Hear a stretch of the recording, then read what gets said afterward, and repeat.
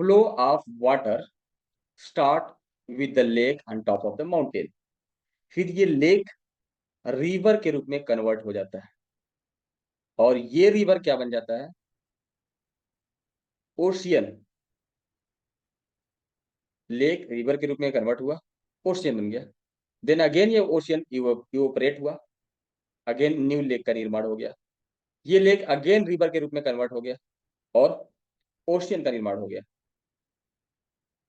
और ये प्रोसेस लगातार चलती रहती है, इसकी कोई एंड जर्नी नहीं है।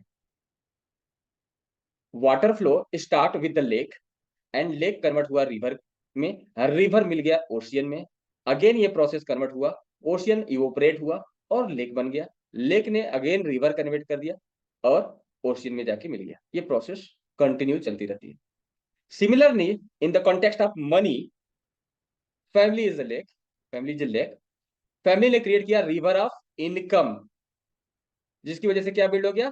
Ocean of wealth. ठीक है, और ये प्रोसेस हमारा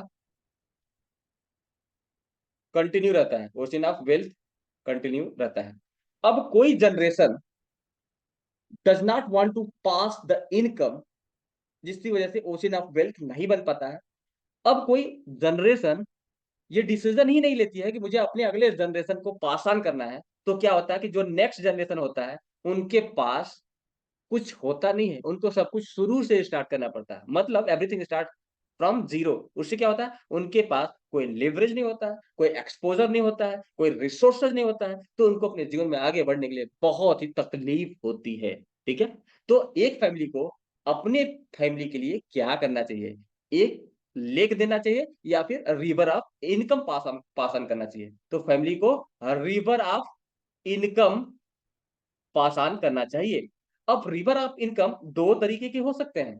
पहला गारंटीड और दूसरा वेरिएबल। और हर फैमिली को ये दोनों तरीके का रिवर ऑफ इनकम बिल्ड करना चाहिए, गारंटीड तरीके का और वेरिएबल तरीके का। गारंटीड मतलब इंश्योरेंस के तरीके से, वेरिएबल मतलब मार्केट लिंक्ड प्रोडक्ट के साथ, जैसे यूनिट, जैसे म्यूचुअल फंड हो गया, राइट, जिसमें रिस्क रहता है लेकिन वो वेरिएबल इनकम कहलाता है। ठीक है, तो अगर मैं बोलूं कि गारंटीड का क्या मतलब है?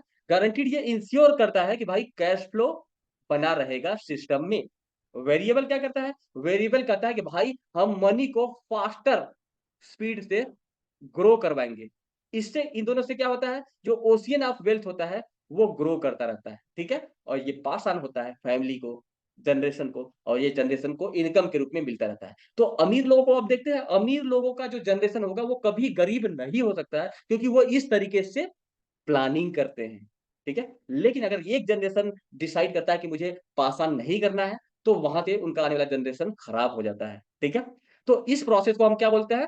Building, building and income stream.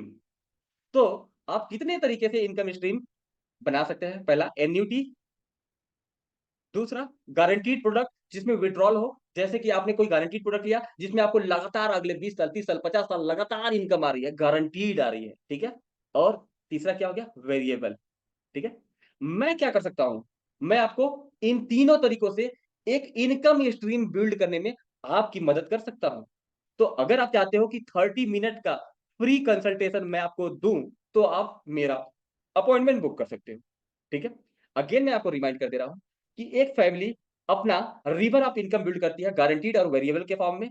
ठीक है, इस तरीके से उनकी फैमिली का जो ये इनकम होता है पास ऑन हो जाता है उनके नेक्स्ट जनरेशन को। नेक्स्ट जनरेशन भी रिवर ऑफ इनकम बिल्ड करती है। इस तरीके से ये जर्नी एंडलेस हो जाती है, फिर कभी आने वाला जनरेशन कभी गरीब ही नहीं होता है। तो बड़े बड़े लोग ऐसे ही डिसाइड करते हैं। ठीक है, so do you want to build income stream, guaranteed income stream and variable income stream? Yes, I can help you on this journey.